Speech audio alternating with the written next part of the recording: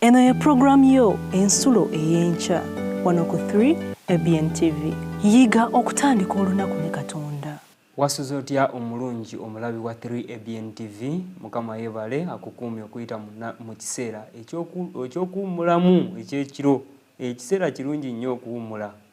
Ate n'okukeera nakwe kulungi nnyo. Kubanga obudde tebunakeerera ddala ku omusana kuvaayo kiba kirungi ne tukeera. Era nkwebaza kubanga okedde ku ssaawa zino 11:30 okuba nti nowetwalira omukisa okwongera okuyiga ekigambo kya Katonda. Kiba kirungi nnyo n'owummula nga bukyali osobole okuzuukuka nga bukyali ate tuyigire wamu ekigambo kya Katonda.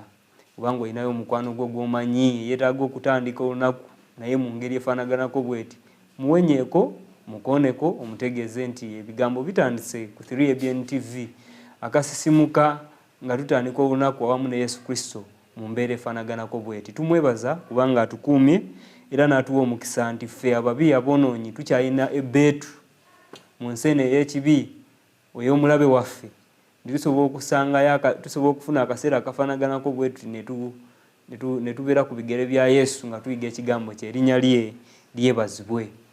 Akubuuzaako enkya olunaku olwaleero ye Wilberforce Kisomba.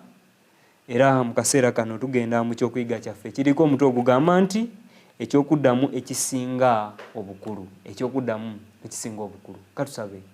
Katonda kitaffe omwagala tukwebaza olw'enkyene ennungi gy'otuwadde okuyiga ekigambo kyo nga tuyiga ku kyokuddamu ekisinga obukulu. Tusobozese Katonda kitaffe tusobole okukitegeera era tusobole okukiddamu kwe kusaba kaffe okuyita mu Kristo Yesu Mukama waffe. Amiina. Ekyokuddamu ekisinga obukulu. Genda nange mu Bayibuli yo mu kitabo kya Kubikkulirwa essula ey'okusatu olunyiriri olwabiri.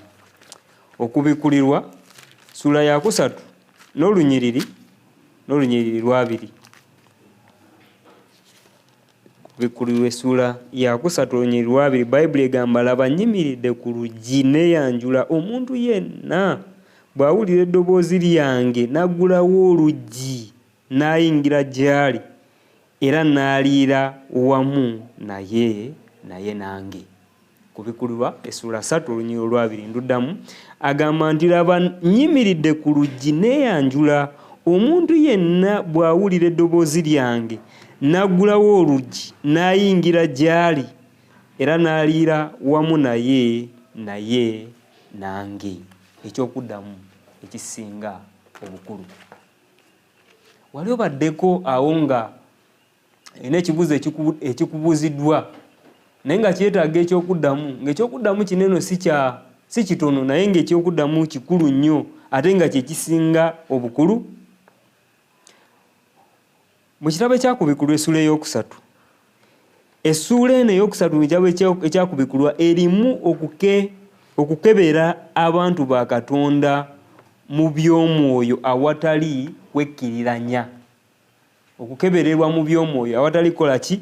Kwekkiriranya. Ebbaluwa eyawandiikibwa ekkanisa eya Lawudekiya bwe bubaka eri ekkanisa mu nnaku ez'ensi ekomererayo. Ekkanisa eno obubaka obwaweebwa Lawudekiya bwe bubaka obutuweebwa mu nkomerero y'ensi eno gye tulimu.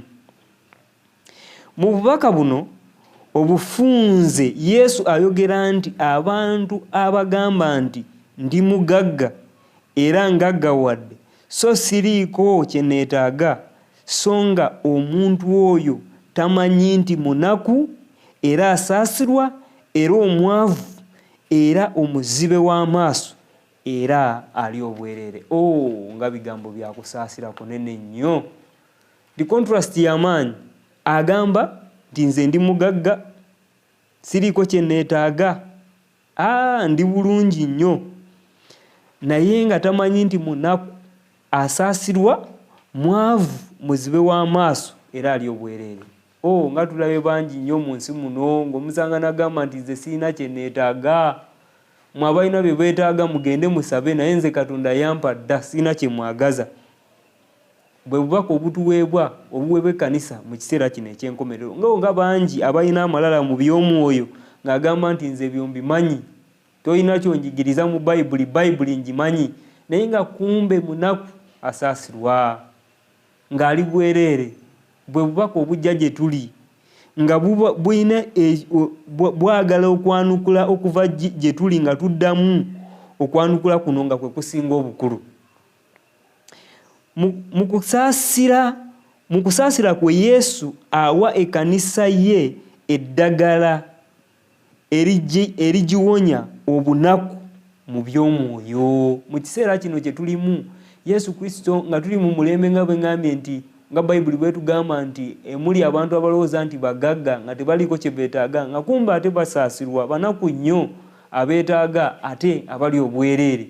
Abantu balina amalala, balowooza nti bagagga mu by'omwoyo. Nze Bayibuli ngimanyi, tolina n'ekimu kyonjigiriza, eno ddiini ya kitange ngikuliddemu, nga yeewaanana nnyo.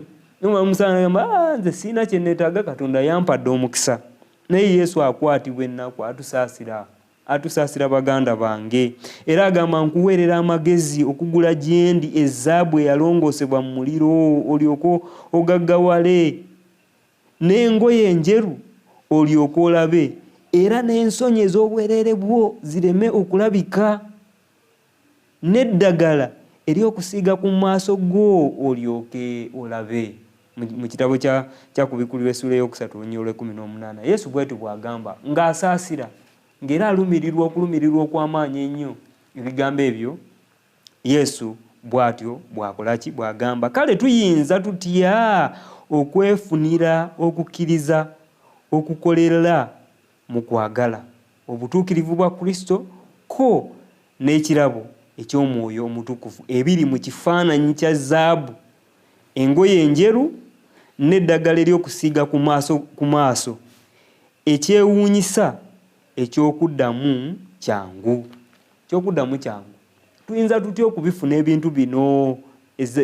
Okufuna zaabu eyalongoosebwa, engoye enjeru, tusobole okubikkibwa ku bwereere bwaffe, tuleme okugenda nga tuli mu bwereere, ensonyi zaffe zireme okulabika.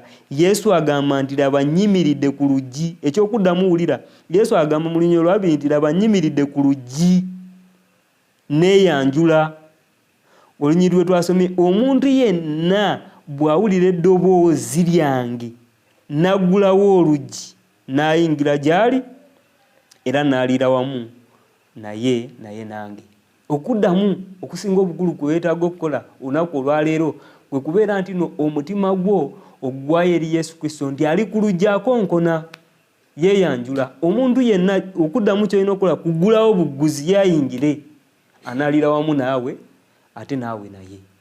N'ekyokuddamu ekibuuzo kye twebuuza mu kaseera kano kiri nti kuggula ki? Kuggula luggi ki lwagamba? Lwa nnyumba yo?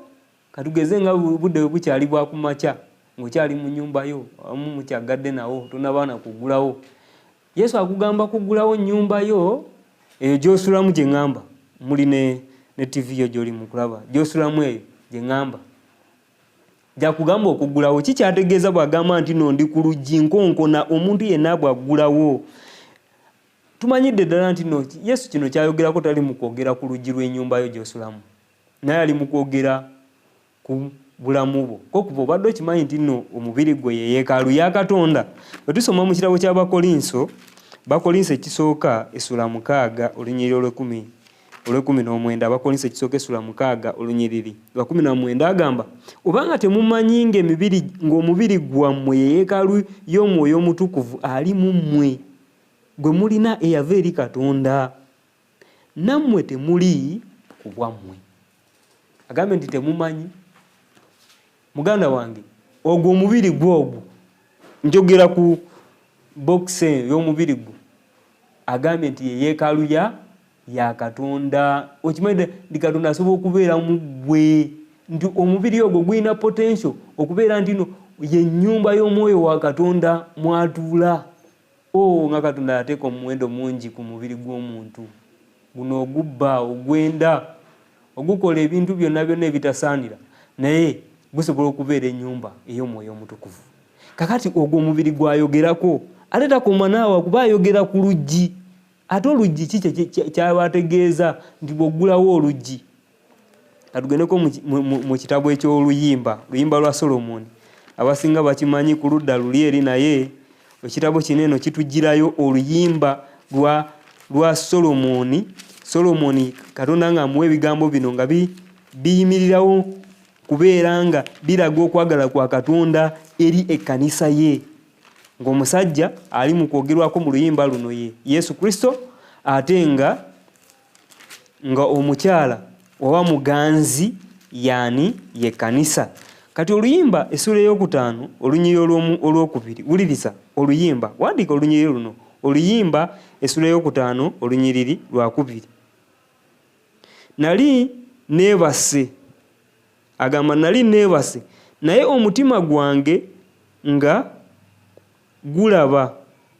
Omuwulira, yali yeebase naye omutima gwe nga gulaba. Lye ddoboozi lya muganzi wange akoona ng'ennyo ng'ayogera, lye ddoboozi lya muganzi wange akoona ng'ayogera nti nzigulira mwannyinaze, gwe njagala ejjiba lyange, owange ataliiko bbala, kubanga omutwe gwange gutobye omusulo, emivumbo egy'enviiri zange zitobye amatondo ag'ekiro. Agamba nti nzigulira, naye nga kikyayogera kugulawo ki? Kugulawo mutima. Wali mu kusooka agambe nti nali neebase naye omutima gwange nga gukola ki? Nga gulaba. Kakati Yesu bw'agamba nti no ndi ku luggi nkonkona, aggulawo. Kyagamba okuggulawo tagamba kuggulawo luggi lulala lwonna, naye agamba kuggulawo mutima gwo. Kuggulawo ki? Kuggulawo mutima gwo. Yeremiya naye ayongera okukinyweza okukitulaga obulungi. Yeremiya essula ya 2 olunyiriri lwa 12. Yeremiya essula ya 2 olunyiriri lwa 12.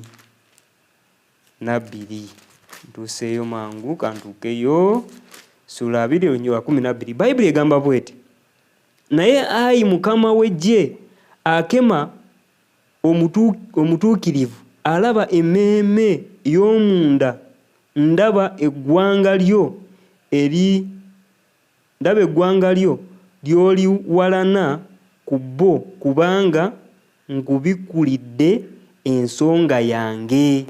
Ey'oluzungu waliwo endala yegamba nkubikulidde omutima gwange.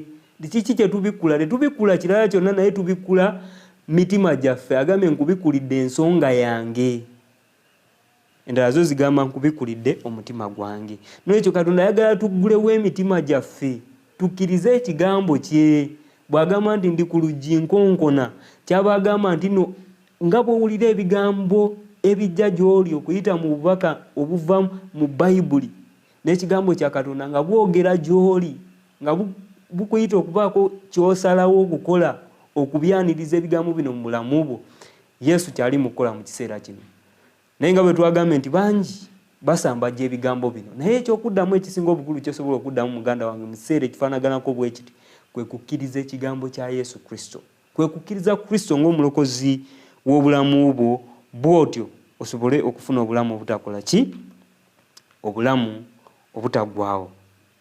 Omuwandiisi ono agenda maaso n'agamba nti wadde nga Yesu ali mu kwegayirira, ng'ali kwegayirira mwonoonyi eyeerimba, omuntu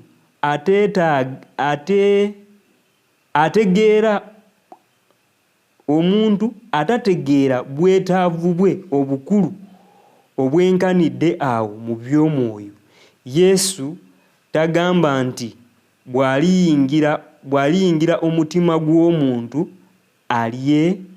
ayeetaaga agenda kudda mukukutira nannyini gwo ku ngeri ey'okubeeramu omukristaayo ow'amazima. Yesu si ensonga gy'ayogerako bw'abanga okuyingira mu mutima gw'omuntu nti agenda kugukuutira kufuuka mukristaayo w'amazima, naye ye ayogera kimu nti gulawo omutima gwo, gulawo ebirowoozo byo eri ekigambo kya Katonda. Talina kirala kyonna, so era tagamba boonoonyi nti omuntu yenna bw'awulira eddoboozi lyange n'aggulawo oluggi n'ayingira gy'ali era n'aliira wamu naye nange. So agamba nti bwe tuggulawo emitima agenda kuliira wamu naffe ate naffe naye. Eri omwonoonyi ono agenda kuliira wamu naye. Nolwekyo Yesu tewali kumusalira musango. Yesu tajja kuyingira mitima gyaffe kutusalira musango. Kugamba nti gukusinze tajja kukunenya. Abamu baganya osembeza Yesu kuba bagamba nze ebibi nina bingi. Waliwo ne yaŋŋamba nti ye atya kuba Bayibuli egamba nti no mutye Mukama. Naye yagamba nti no mutya ensonga lwaki sigenda mu kanisa. Kubanga alabira ddala nti ebibi bye bingi nnyo bimugoba eri Yesu. Yesu okumwaniriza mutima gwo tagamba osooke weerongoose. Kuba ekyo tokisobola. Bulamu bwaffe tetusobola kwetukuza, tetusobola kwerongoosa. Naye atuyita nga tuli nga okuyingira okukkiriza ekigambo kye n'okumukkiriza ng'omulokozi w'obulamu bwaffe tagenda kujja kutunenya. Nedda, atumanyi tuli boonoonyi naye ajja kutunaaza, agenda kuliira wamu naffe. Mu bufunza ajja kukkaanya naffe. Omanyi abantu bwe baba nga bakoze endagaano, ekyongera okunyweza endagaano eyo, endagaano n'ekakata nga bamaze n'okuteekako emikono batuula ku high table ne baliira wamu ekijjulo ne balaga nti no bakola ki? Balina enkolagana. Kati Yesu naye kyagambye nti no bw'ayingira mitima gyaffe agenda kuliira wamu naffe, agenda kuliira wamu nange nange. Ndi mu bufunze nti agenda kuleetera obulamu bwange okubeera nti no bugenda kutuuka mu mbeera nga bukkaanya naki kyagamba. So tagenda kunsalira musango, agenda kunkyusa, obulamu bwange bugenda kufuuka bujja kasa musembeza mu bulamu bwange. Nolwekyo muganda wange totya kujja eri Yesu. Musembeze mu bulamu bwo. Tobeera nga bano abagamba nti nno tebeetaaga, tebalina kye beetaaga. Va mu abo kubanga ekyamazima beetaaga. Yesu agambye nti no banaku basaasirwa bali bwereere. Naye naawe amagezi n'agamba nti no tugulewo emitima gyaffe. Kubanga ye kwali ku mitima okwakola ki? Akonkona. Nolwekyo okuggulawo emitima kitegeeza okukkiriza okuyita kwa Katonda. Nga Yesu ayita mu kiseera ekifaanaganako bwe kiti nti mutye Katonda mumuwe ekitiibwa kubanga ekiseera ky'omusango gwe kituuse. Bwe tukkiriza ebigambo ebyo mu bulamu bwaffe, awo omitima gyaffe tuba tugiguddewo. So tategeeza nti no togende mu ddwaliro bakusaleyo ate omutima bagugulewo bwe bati. Nedda, omutima gwayogerako wano si gwe gukuba obusaayi, naye ayogera ku birowoozo byo, ku kusalawo okwo, okole okusalawo okugoberera Yesu ng'omulokozi w'obulamu bwo. Kubanga bw'onaakola ekyo ojja kubeera n'obulamu. Ove mu abo abalowooza nti no tebeetaaga, ove mu abo balina amalala ag'obyomwoyo nga yagamba nti no nze Bayibuli ngimanyi, nze nasoma katikisimu, nze manyi ku Ruhande. Nedda, ebyo byonna tulina okusooka ne tubiteeka wabbali ne tujjawo amalala ne tumanya nti no tuli beetaavu, tuli mu bwetaavu, tuli banaku, tusaasirwa, twetaaga omulokozi okutulongoosa. Yokaana essula 1 olunya olw'11 n'olw'12. Nawe waliwo ebigambo bye njagala nga tuli mu kutunuulira ku eky'okuddamu ekisinga obukulu. Yokaana essula 1 olunyiriri olw'11 n'olw'12. Bayibuli egamba bw'eti, yajja mu matwale ge naye abaali mu matwale ge tebaamusembeza. Nga kitalo. Yesu ng'akonkona, ng'ebigambo bino muganda wange ne mwannyinaze obiwuliriza. Lwaki osigala ng'omutima gwo okyagukaluubiriza nga bano bwe baakola? Yajja mu matwale ge naye abamutwale ge tebaamwaniriza. Nga Yesu ajja gy'oli mu nnyumba yo, kuyita ku TV yo, kuyita ku simu yo, Yesu ng'akuyita, lwaki tomwaniriza? Bo tebaakikola naye tuleme kubeera nga bo. Olw'12 agamba naye bonna abaamusembeza yabawa obuyinza okufuuka abaana ba Katonda be bakkiriza erinnya lye. Nsaba obeere omu ku abo abamusembeza. Njagala okusembeza Yesu Kristo mu bulamu bwange, mu mutima gwange njala olunaku olwaleero. Ate gwe muganda wange, naawe kwe kusaba kwo, kwe kwegayirira kwo, Katonda akuyambe obusembeze Kristo mu mutima gwo. Agambye ali ku lujja akonkona. Naye kasita tukkiriza eddoboozi lye agenda kutuwa obulamu obutaggwaawo.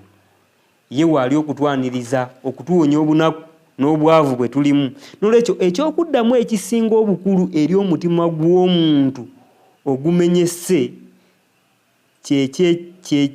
kyekiseera ng'oli wamu ne Yesu. Kyekyokuddamu ekisinga obukulu kwe kuwaayo omutima gwe eri Yesu. Tewali kusalawo kusinga bukulu ng'okwo. Waba nga waliwo okusalawo okukyasinza okubeera okunene mu bulamu bw'omuntu ne mu byafaayo byo nga gwe, kwe kusalawo okuwaayo omutima gwe eri Yesu. Kuba bw'okikola ekyo n'okkiriza ekigambo kye n'omwaniriza mu bulamu bwo, agenda kukola enjawulo. Kugambe tosooka kulinda kwerongoosa kuba ekyo tokisobola. Tosooka kugamba nti no kamale kansooke ntereere. Nedda, mu mbeera eyo mw'oli ng'onywa sigala, oli mu mbeera ey'obwenzi. Mu mbeera ezo Yesu mwayagala okuyingira. Mwana wattu ye bwe yajja n'atambula kuno ku nsi era yayingiranga ne mu nnyumba z'abalina ebibi. Si kugamba nti n'abawagire mu bibi byabwe, nedda. Ate Yesu bw'ajja mu bulamu bwaffe tatuleka kyekimu. Nolwekyo obanga omukkiriza nga naawe ogamba nti wamukkiriza naye ng'okyali mu bikola eby'obwenzi, ekyamazima oyogerako bwogezi naye tomukkirizanga. Naye kyekiseera okubeera nti n'omutima gwo ogwanjuluza n'omukkiriza, 100 agenda kukola enjawulo mu bulamu bwo. Oyinza okuba nga omutima gwo mukalubu nnyo, guli resentful, kwegamba mukakanyavu nnyo. Naye buli Yesu Kristo bw'ayingira mu mutima ogwo, ate aleka enjawulo mu bulamu bwo. Nolwekyo ekyokuddamu ekisinga obukulu muganda wange ne mwannyinaze kwe kuba nti n'okkiriza Yesu Kristo mu bulamu bwo. Kanziremu olunyiriri olwo lwe twatandise nalwo olwakubikkulirwa essula ey'okusatu olunyiriri olwabiri nga tumaliriza. Kubikkulirwa essula ey'okusatu olunyiriri olwabiri. Wulira okuyita kwa Yesu kwayita ggwe omwonoonyi nti laba nnyimiridde ku luggi neeyanjula omuntu yenna bw'awulira eddoboozi lyange n'aggulawo oluggi n'ayingira gy'ali era n'aliira wamu naye nange. Nsaba Mukama akuwa omukisa kweyaniriza Yesu Kristo mu bulamu bwo asobole okuliira wamu naawe ekijjulo. Kwe kusaba kwange kuyita mu Kristo Yesu Mukama waffe. Amiina. Katusabe.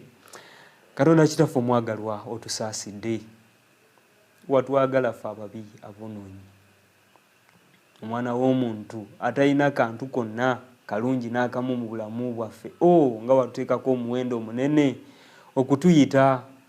Njera n'ebiseera kino okonkona oli ku mitima gyaffe, ku birowoozo byaffe, otuyita okukola okusalawo nga totukase ate nga tuli bitonde byo. Nga Katonda oli wakwagala. Tukusaba otusobozese okwongera ebigambo bino okubirambulwa mu kutegeera kwaffe. Nsabira muganda wange ne mwannyinaze awaddeyo omutima gwe gy'oli enkya ey'olwaleero. Yongera okubeera wamu naye nga bw'osuubiza, ayongere okulaba enjawulo mu bulamu bwe. Akukkirize 100 ogwe obeere omufuzi nga gwafuga obulamu bwe era asobole okubeera mu bulamu obuweesa erinnya ly'ekitiibwa. Enkya y'olwaleero ng'era tukedde okutandika olunaku, kuba ku bye tukola mu lunaku tusaba omukisa gwe gutambule wamu naffe. Kuuma abagenda okutambulira mu bidduka eby'enjawulo, abagenda okutambula eŋŋendo ez'enjawulo empanvu n'ennyimpi, ne wonna wonna gye tugenda okukolera otutaase era otuziyiza amaanyi g'omubi Setaani. Weebale kubanga oli Katonda wa kwagala, Katonda ow'okusaasira. Kwe kusaba kwaffe okuyita mu Kristo Yesu Mukama waffe. Amiina. Nsaba Mukama akumpeera omukisa muganda wange ne mwannyinaze olunaku olulungi. Yiga okutandika olunaku ne Katonda. Olwo nno ebisuubizo bye birabike gy'oli.